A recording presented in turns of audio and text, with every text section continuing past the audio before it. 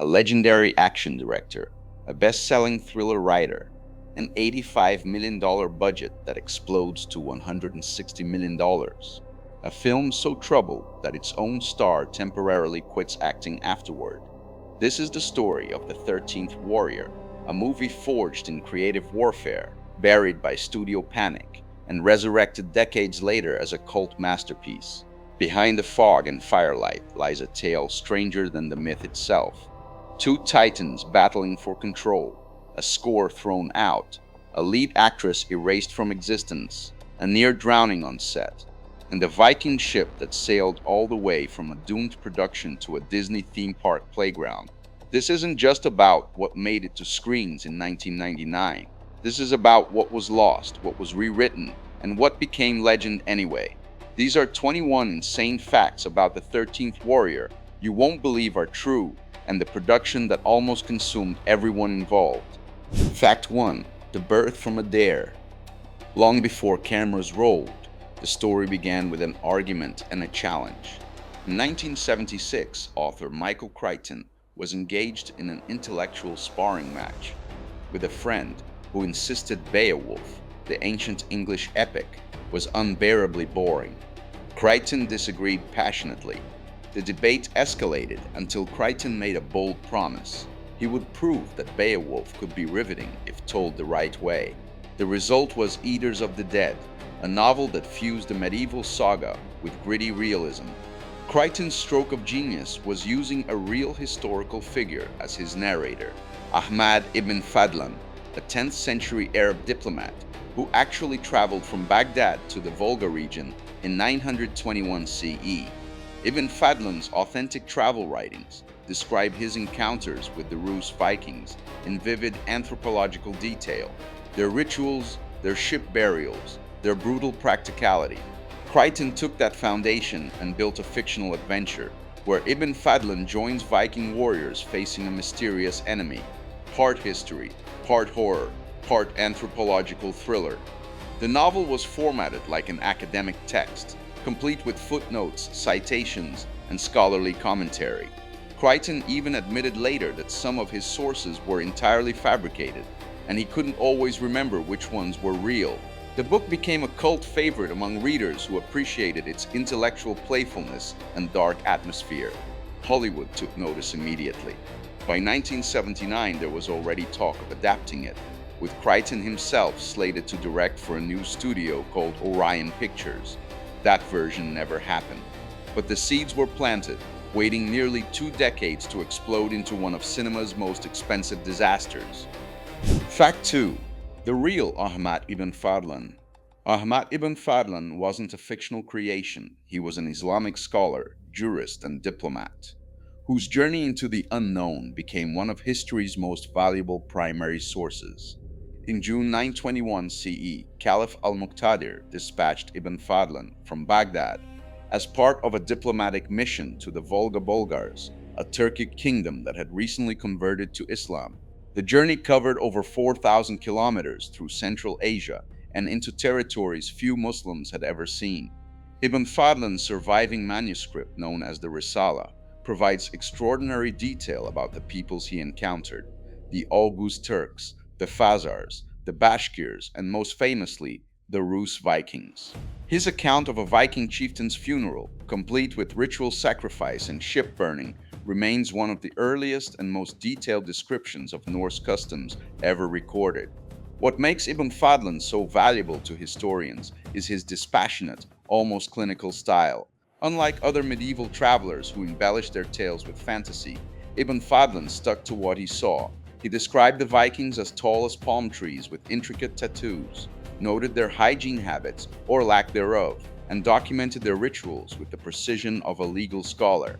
His writings influenced Western understanding of Viking culture profoundly, and they gave Michael Crichton the perfect eyewitness narrator for a Beowulf retelling. By placing a literate, civilized outsider among warriors facing supernatural terror, Crichton created a bridge between myth and historical plausibility. The 13th Warrior wouldn't exist without this forgotten diplomat who wrote his observations 1,000 years ago. Fact 3. McTiernan's vision versus Crichton's control. When production began in June 1997, The 13th Warrior had all the ingredients for success. Director John McTiernan was coming off Predator and Die Hard, two of the most influential action films ever made. Michael Crichton's name meant box office gold. Antonio Banderas was a rising international star. The budget was a substantial $85 million. McTiernan's vision was dark and atmospheric. He wanted to shoot the film like a documentary that happened to be set 1,000 years ago. Gritty, grounded, stripped of Hollywood polish. Originally titled Eaters of the Dead, his cut emphasized silence, mud, and creeping dread. The Wendell enemies would be mysterious and horrifying, their true nature left ambiguous. But when Disney test screened the film in 1998, audiences were confused and bored. The pacing felt too slow. The tone was too bleak. The ambiguity didn't work. Studio executives panicked. That's when Michael Crichton stepped in as producer and effectively seized control. He ordered massive reshoots, rewrites, and re-editing. The film's release was pushed back over a year, from 1998 to August 1999. Entire sequences were reshot with Crichton directing, though he took no official credit. The two creative visions collided violently. McTiernan wanted atmospheric horror. Crichton wanted pulp adventure. What emerged was a patchwork, neither man's true vision, but a compromise born of creative warfare. The edit became a battlefield, and by the time the film hit theaters, it belonged to no one. Fact 4. The Mother Who Changed Faces. One of the most bizarre casualties of the reshoots was the Wendell mother, the film's hidden antagonist. In McTiernan's original cut, the mother was ancient and skeletal, portrayed by veteran actress Susan Willis.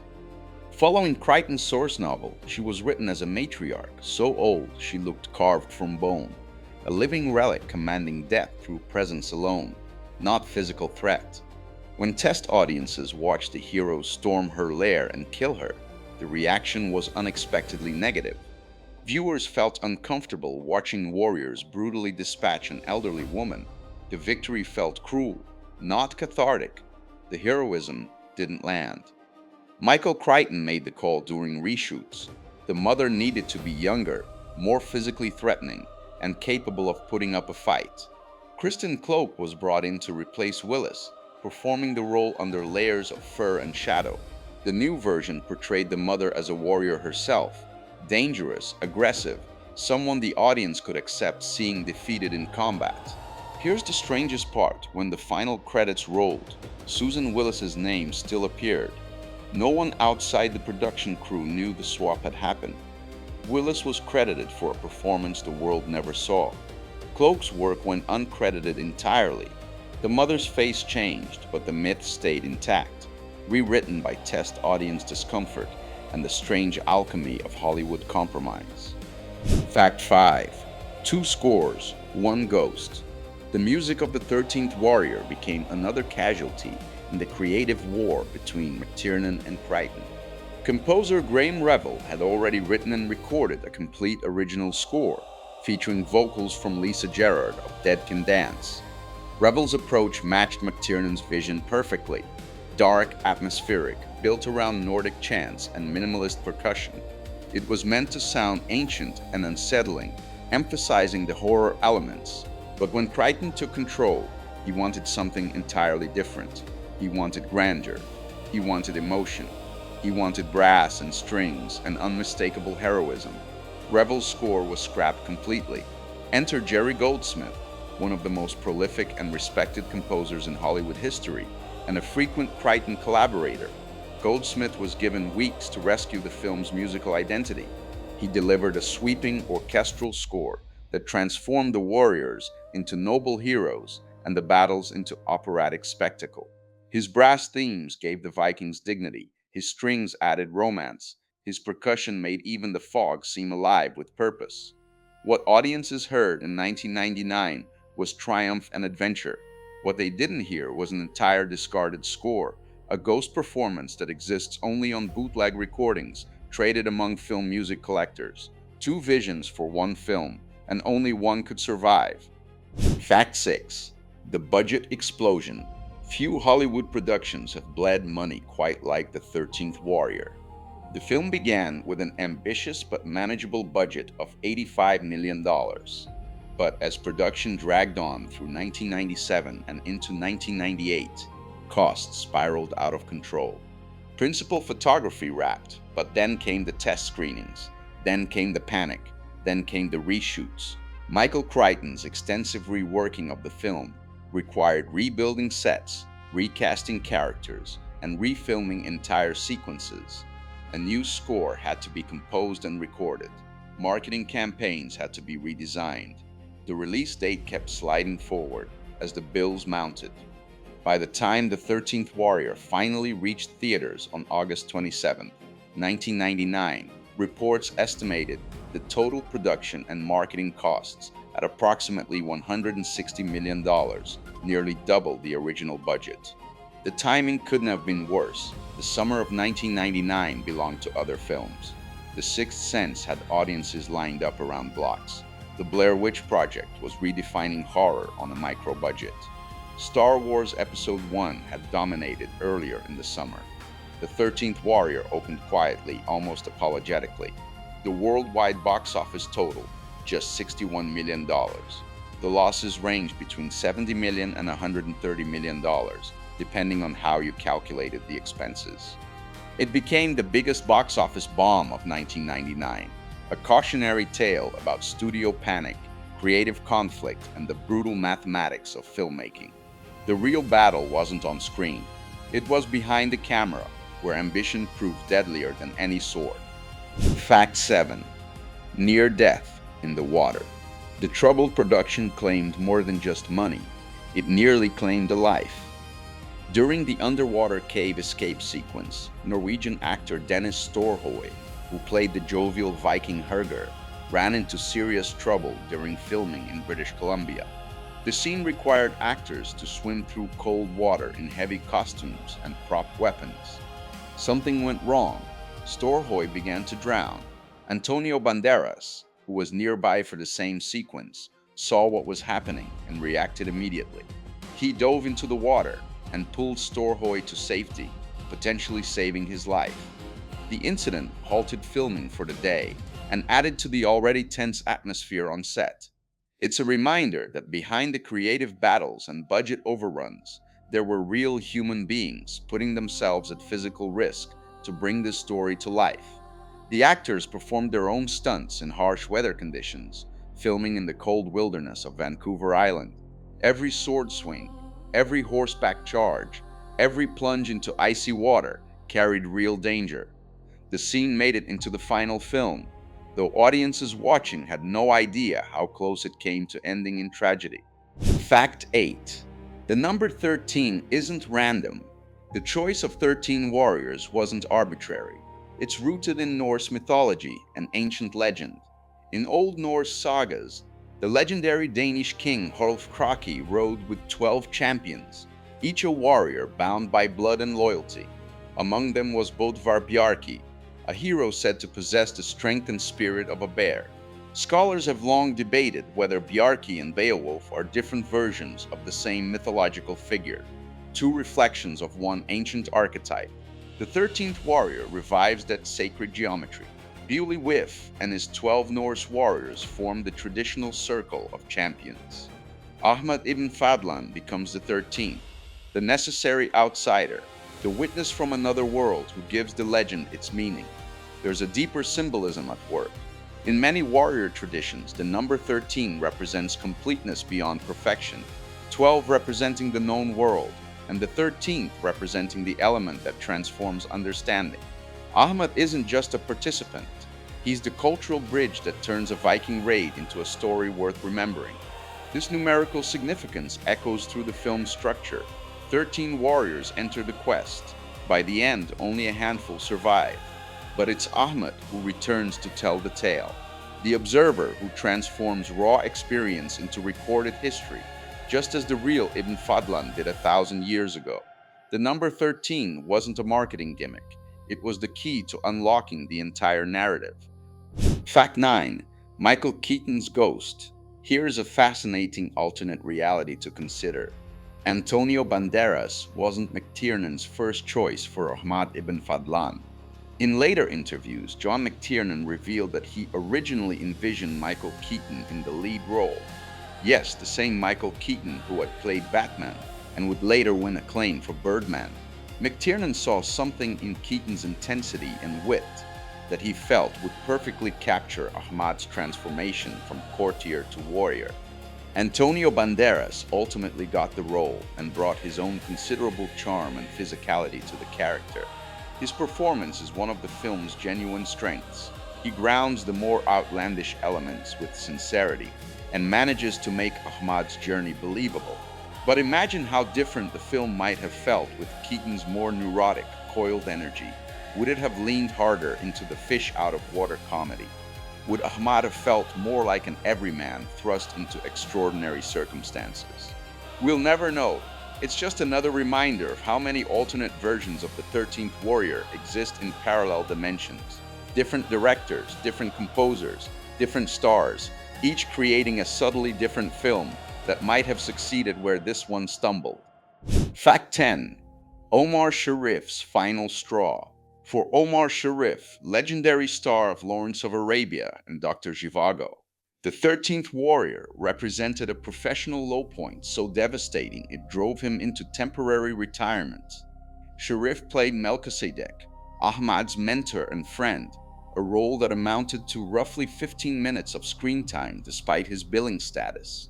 The production's chaos, the constant reshoots, and the final product's poor reception left the veteran actor deeply disillusioned. In a brutally honest interview, Sharif later said, "After my small role in the 13th Warrior, I said to myself, let us stop this nonsense, these meal tickets that we do because it pays well. I thought, unless I find a stupendous film that I love and that makes me want to leave home to do, I will stop.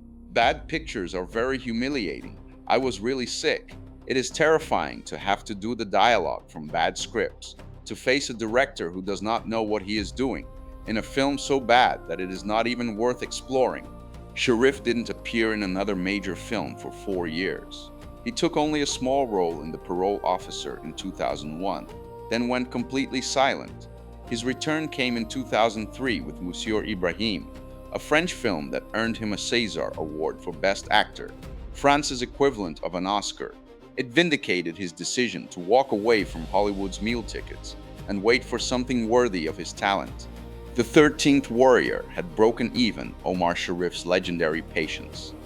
If you're enjoying these wild production stories, please hit that like button right now. We've covered creative warfare between directors, a budget that doubled, a near-drowning rescue by Antonio Banderas, and Omar Sharif's breaking point, and we're only halfway through. Drop a comment telling me which fact has shocked you most so far, and subscribe because we've got 10 more incredible stories coming up. Fact 11. Filmed in Canada, set in Scandinavia. Despite its Norse setting, the 13th Warrior never touched Scandinavian soil. The entire production was filmed in British Columbia, Canada, specifically on Vancouver Island and the surrounding wilderness. The main Viking village was constructed at Elk Bay near Campbell River, accessible only by float plane and isolated enough to feel truly remote. Production designer Wolf Kroger built the structures from timber sourced across Vancouver Island, creating a massive longhouse on a hillside surrounded by a full working village. The cave sequences were shot on sound stages in Delta, British Columbia, while the dramatic waterfall entrance was filmed at Elk Falls Provincial Park.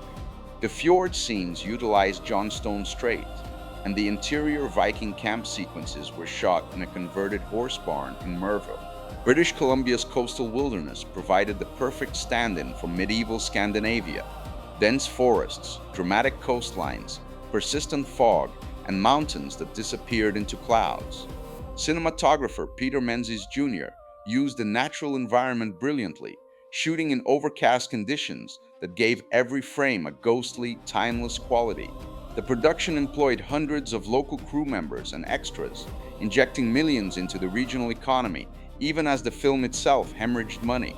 For the residents of Campbell River and surrounding communities, The 13th Warrior represented months of steady employment and a rare glimpse of major Hollywood production up close. The irony, this definitively Norse saga was entirely Canadian. Fact 12. The language trick that actually works. One of the 13th Warrior's most celebrated sequences is also one of its cleverest narrative devices, the montage where Ahmad learns to understand Norse. Early in the film, Ahmad travels with the Vikings but cannot communicate beyond Melchizedek's Latin translations. Then comes a brilliant transitional sequence. We watch Ahmad listening intently around campfires, mentally translating words into Arabic. Gradually, the Vikings' speech shifts from incomprehensible Norse to English, not because they've learned a new language, but because Ahmad has learned theirs. It's an elegant solution to a problem that plagues most historical films. How do you show characters speaking different languages without burdening the audience with subtitles for 2 hours? The 13th Warrior makes the language barrier part of the story, then dissolves it naturally through Ahmad's perspective. The film uses multiple languages throughout: Arabic, Old Norse, actually modern Norwegian and Swedish, Latin and English, creating a rich linguistic tapestry that adds authenticity. When Melchizedek and Herger first communicate through Latin, it feels historically plausible. Educated people across medieval Europe used Latin as a common tongue. This approach influenced later historical epics. You can see echoes of it in The Last Samurai, in 13 Assassins, and in television series like Vikings. Let your protagonist be the audience's translator. Make the language barrier a narrative obstacle to overcome rather than a technical problem to ignore. For all its troubles, the 13th Warrior got this absolutely right. Fact 13. The Wendell's terrifying design. The Wendell aren't supernatural monsters. There's something potentially more disturbing. A remnant human tribe clinging to extinction through terror. In Crichton's novel, the reveal is explicit. The Wendell are surviving Neanderthals, a prehistoric human species that never fully died out, but retreated into caves and darkness. The film keeps this ambiguous, but the implications are clear in their design. They wear bear pelts and crude masks. They use primitive weapons. They leave behind fertility goddess figurines that archaeologists would recognize as Paleolithic art. Their tactics suggest intelligence paired with savagery, attacking at night, using psychological warfare, understanding their enemies' weaknesses. The costume and makeup teams created Wendell, who looked more like ancestral humans than fantasy creatures. Their movements were animalistic, but recognizably human. When you finally see them up close, they're not wearing CGI monster makeup. They're people in ceremonial battle dress that's meant to terrify. This grounded approach makes them more unsettling than any dragon or demon could be. The Wendell represent the fear of the primitive, the anxiety that civilization is a thin veneer over our savage origins, and that something older and hungrier might still be lurking in the dark places of the world. It's body horror and historical horror combined, the terror of meeting ourselves as we once were. Fact 14. The Viking armor tells stories. Every Viking in the 13th Warrior wears a different past on his back. Some warriors are wrapped in fur and bone, others in dented Roman steel or Eastern chainmail. None of it matches because it wasn't meant to. McTiernan and the costume team built each warrior's look as a living record of survival. In Norse culture, trophies weren't just taken from enemies, they were worn. A man's armor told the story of who he'd beaten and who he'd become. Historians confirm the detail rings true. Norse mercenaries once served in the Byzantine Empire's Varangian Guard, collecting gear and weapons from across continents. On screen, that patchwork style turned the company into something more than a war band. They looked like a museum of conquest and memory. When the light hit their armor, it wasn't just gleaming metal, it was history, dented and breathing, moving into battle. This attention to detail separates the 13th Warrior from glossier period pieces. These aren't costumes designed to look cool. They're garments that tell individual stories, reflecting years of raiding, trading, and survival across medieval Europe and beyond. Fact 15. The cinematography's cold beauty. Peter Menzies Jr.'s cinematography is arguably the film's most enduring artistic achievement. Menzies painted the 13th Warrior like a fever dream carved from ice and fire. Daylight scenes glow in steely blues and fog grays, giving the northern wilderness an alien, almost hostile quality. The palette makes even familiar landscapes feel foreign, as if the Vikings exist in a world parallel to ours, but fundamentally different. When night falls, everything shifts. Torchlight becomes the only source of illumination, creating islands of orange warmth in oceans of black. Faces flicker between shadow and flame. Eyes reflect firelight like predator animals. The contrast between cold exterior shots and warm interior scenes creates visual tension that mirrors the film's thematic conflict between civilization and barbarism. Menzies worked closely with McTiernan to create spatial clarity even in near-total darkness. You can always track where characters are in relation to each other, even when fog obscures everything beyond 10 feet. Light sources become navigational markers. The camera moves deliberately, letting viewers orient themselves before action erupts. The film avoids the glossy sheen of most 1990s epics. Everything feels lived in, weathered, cold. Breath steams in the air, frost clings to fur. Rain doesn't fall cinematically, it falls like actual rain, making everyone miserable. Decades later, cinematographers still reference the 13th Warrior's use of natural light and weather. What seemed muddy and unclear in 1999 now looks like prophetic realism. Fact 16. Historical accuracy hiding in fantasy. For a movie about fighting cave-dwelling cannibals, The 13th Warrior is surprisingly committed to historical authenticity in its details. The Vikings are shown not as savage brutes, but as complex people with their own codes of honor, religious beliefs, and sophisticated culture. Their funerals, their boasting contests, their sense of fate, all pulled from actual Norse sagas.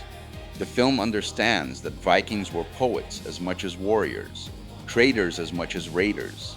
The costume design reflects this research. Each warrior wears armor that tells a story of conquest and survival. Some pieces are clearly Roman in origin, others Byzantine, others purely Norse. This patchwork style was historically accurate. Viking mercenaries served in the Byzantine Empire's Varangian Guard and collected equipment from across continents.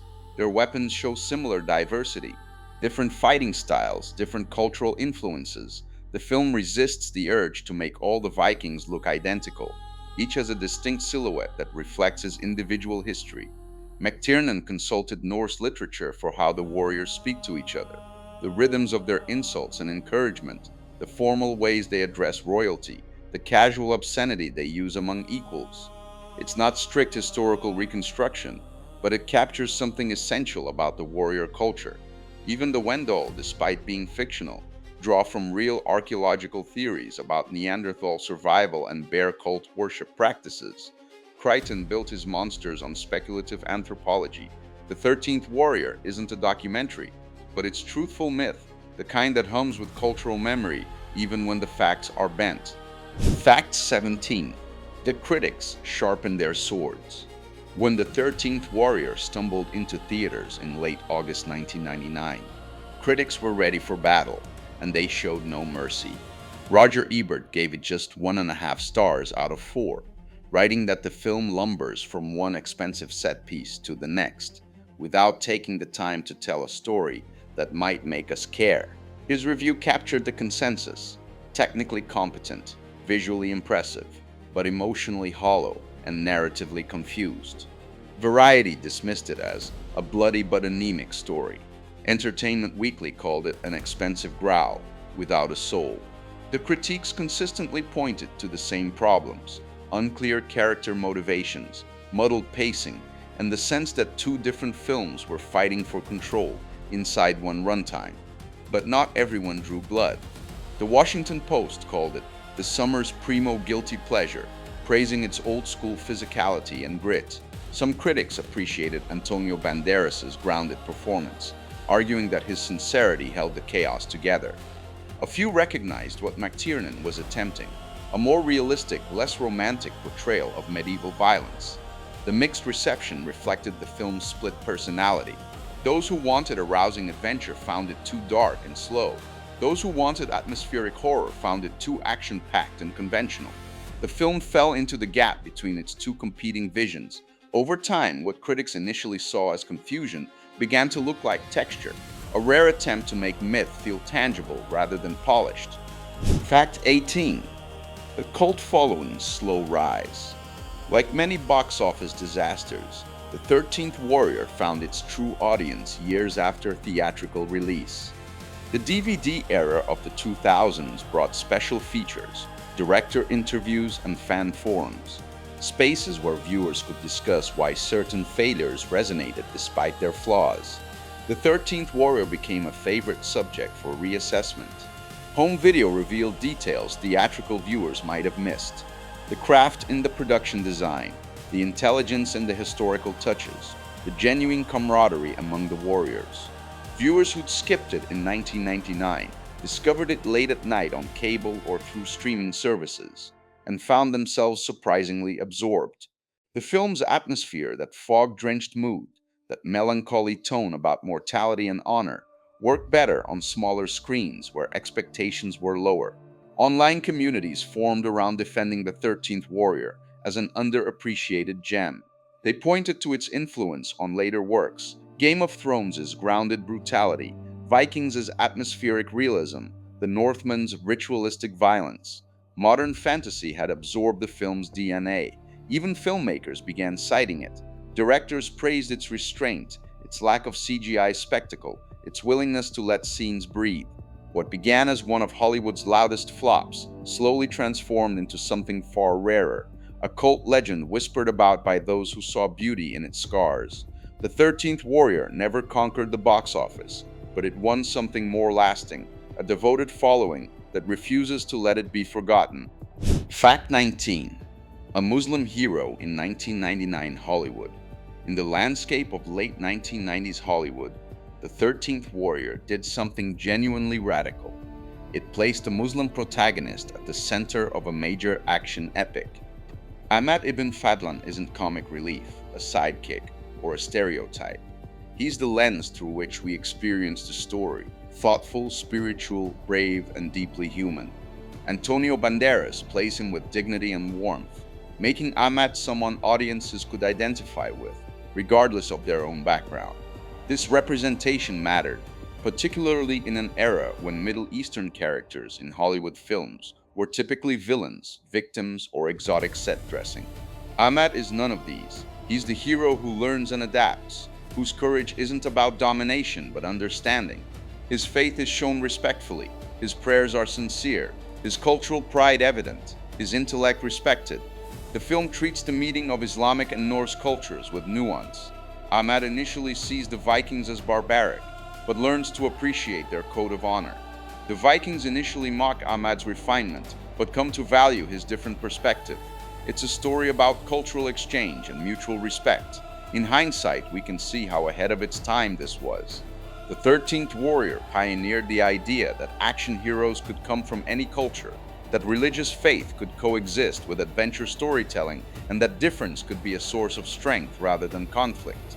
The film failed commercially, but it succeeded in showing Hollywood that audiences could embrace a Muslim hero. Fact 20. The legacy in fog and firelight.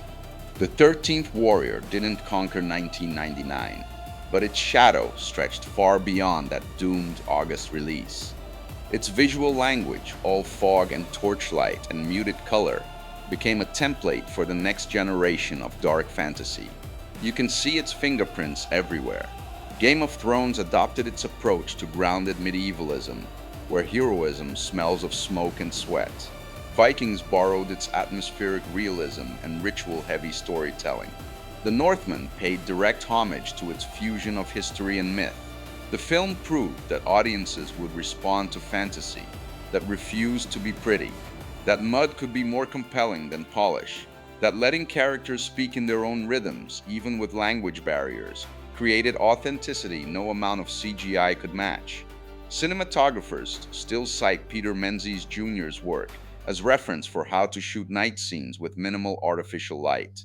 Production designers study its costume authenticity.